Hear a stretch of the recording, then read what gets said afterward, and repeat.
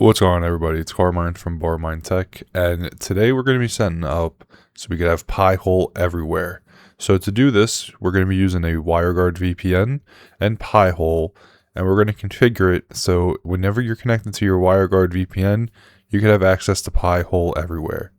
So the idea of this is that if you're on your phone, you could put the Wireguard app on there. You can connect to your VPN, and not only will you have access back to your house and anything that you need on your network, but you'll also have access to your VPN, and you'll be able to have Pi-hole wherever you are to block ads and whatever else, annoying trackers, stuff like that, wherever you are. Now, you can set this up with other VPNs. You could use this on Tailscale, you could use this on OpenVPN, you could probably use it on some of the other ones.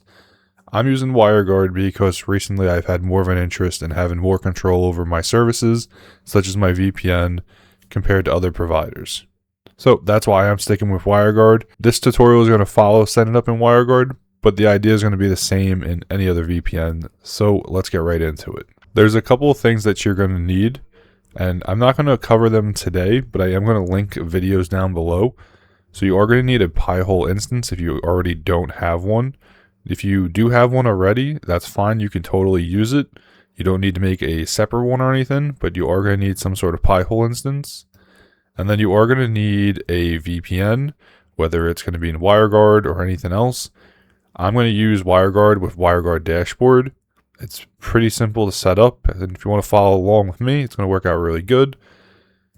And of course, I'm just hosting everything over here on my proxmox server. So you can see I just have 2 LXC containers. The setup's really easy. Of course, there's scripts on the helper site for any of these services. So over here we have Pi-hole. It's a quick install, and then WireGuard's going to be the same. And you can see over here as well, it gives us a WireGuard install as well as the dashboard. So after you get that set up, there's a couple of things to configure. So if you do come over here into settings, there's a couple of things first that we're going to want to set. And just to make sure, in case you miss it, in the WireGuard configuration setting, you're going to want to make sure that toggle when startup is checked off for whatever VPN tunnel you're using. So if you only have WG0, you want to make sure that this is checked off. What this does is it makes sure that when the LXC container turns on, it turns on the VPN itself. If it's not checked off, what it'll do, if the WireGuard container restarts, it loses power and it turns back on, whatever it might be, it won't automatically bring the VPN back up. So all this does is just make sure it automatically brings the service up. It's really important because then you'll just never have access and you have to try to get it another way. So over in peer settings is where we have to make a couple changes so we could actually use Pi-hole. So if you see over here, we have DNS, and it's currently set to 1.1.1.1. This is Cloudflare's DNS, and typically on a VPN, this is how you would have it set, so you have some sort of outside DNS that's going to always work. What we want to do is set it to not use a public DNS, and we want to use our DNS server, so it goes through Pi-hole and it filters and cleans everything up. So what we can do is we can come over to our Pi-hole instance, and we can grab this IP address. So mine's just going to be 192.168.50.207. You can get whatever your IP address is. We're going to clear out the DNS in here, and then I'm just going to clean that up. And now we have our DNS server in there. So this will tell the WireGuard server to forward all DNS requests over to Pi-hole, and Pi-hole will answer them and serve it as needed. The next step over here is the endpoint allowed IPs. What this is going to determine is whether we have a full tunnel or a split tunnel. Currently over here with the all zeros, this is going to be a full tunnel. This means we're going to route all network traffic back to our house or wherever the other end of our WireGuard server is, and it's going to handle all the network traffic and make it appear as if we're coming out of that location. The reason for this is it ensures that there's no sort of leak or DNS leak or web traffic that goes out a different way. Everything's going to have to go across the VPN, access Pi-hole, and go through there. You can try to do a split tunnel if you want, where you can put in certain IPs, like maybe your DNS server or something else. I'm just going to leave it as a full tunnel because it's going to work more optimally, as well as it's going to help mask anything. If I'm out somewhere, such as like a coffee shop or a store or something, everything's going to go across my VPN, and I'm always going to have Pi-hole. I referenced a split tunnel versus a full tunnel, and we've talked about it a couple times, but I just want to clarify for anybody who maybe doesn't understand, or if you haven't heard of this before. So over here is a full tunnel VPN over here on the left. How this works is we would be down here. We would connect to our WireGuard server through this point. And now all of our traffic is going to go through the WireGuard server, back to the other end, whether it's your house or somewhere else, and then from there it's going to go out to the internet or whatever the next hop would be. This means that everything from this point is going to flow through the VPN and egress out this point out to the internet or whatever the next hop will be. So this would include stuff like Spotify, YouTube, any sort of web traffic. If you're using, let's say, the Microsoft ecosystem, all that O365 or Microsoft Online services will go through that. Everything that's done on this device will pump through the VPN tunnel and go back out here to the next hop or the internet. In a split tunnel, it's a little bit different, where over here, let's say we might only have a handful of servers that we need to access over the VPN. What we will do in here is, let's say at this point we're trying to access our proxmox server. That'll go across the VPN and we'll be able to access the proxmox server. But if we come back to this point over here and we try to access a website, that's just going to go out the internet and not go across the VPN. There's not really an issue specifically with this. It just makes it that instead of all your web traffic and everything else coming out of this point, it just comes out of this point where you are. Now, the downside could be, like I was saying, if we don't have a full tunnel and we have a split tunnel and we send traffic right out here, at this point, we have a potential for our device to not query our Pi-hole server. And you also have some traffic that might go out unexpectedly over at this point.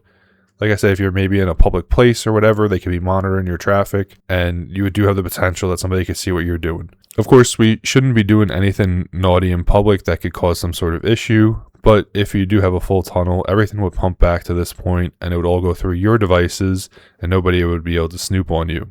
The real threat here is, let's say you're using web traffic, and somebody's snooping on the network, and you purchase something online on an unsecure site.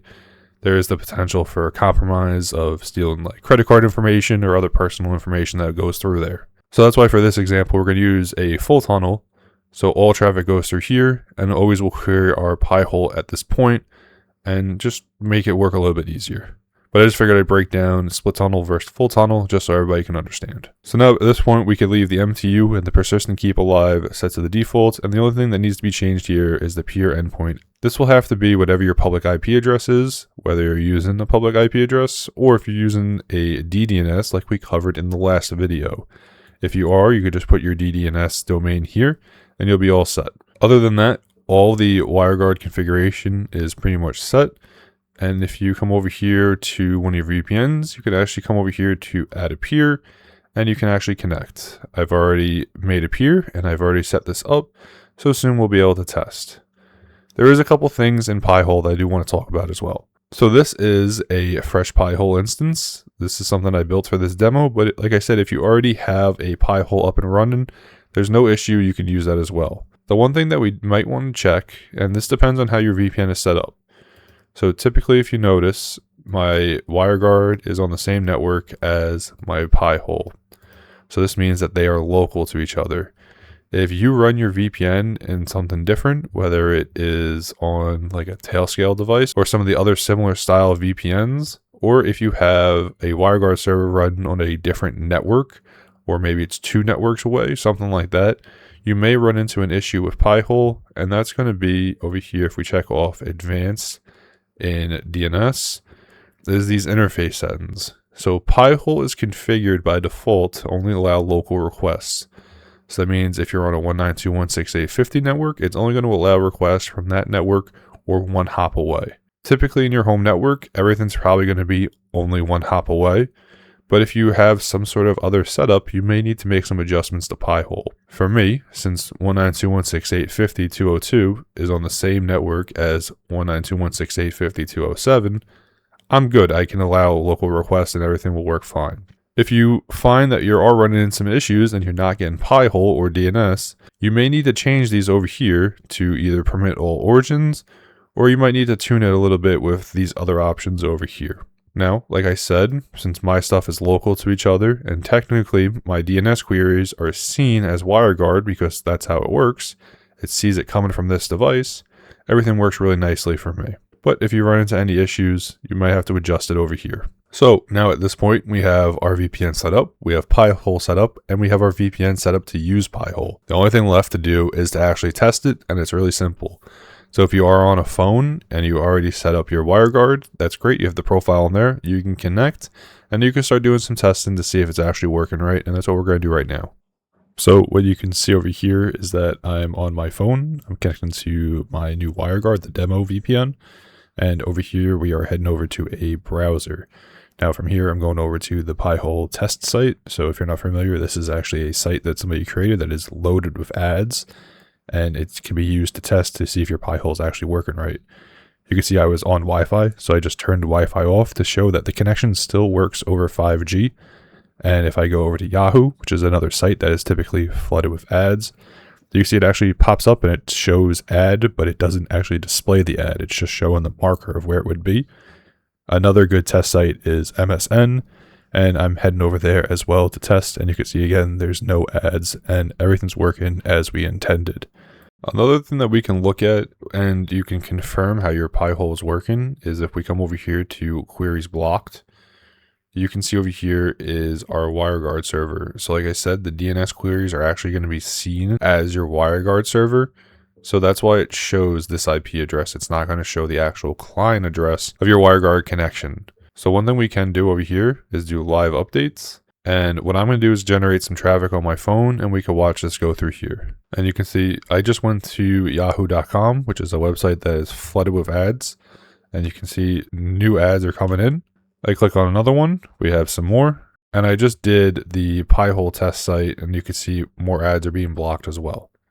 So we can confirm that Pi-hole is working over our VPN, and I'm on 5G still. So I'm not even connected at all to Wi-Fi, and everything's still going across. If I come back over here, we can see that my connection is active, and I do have traffic passing through.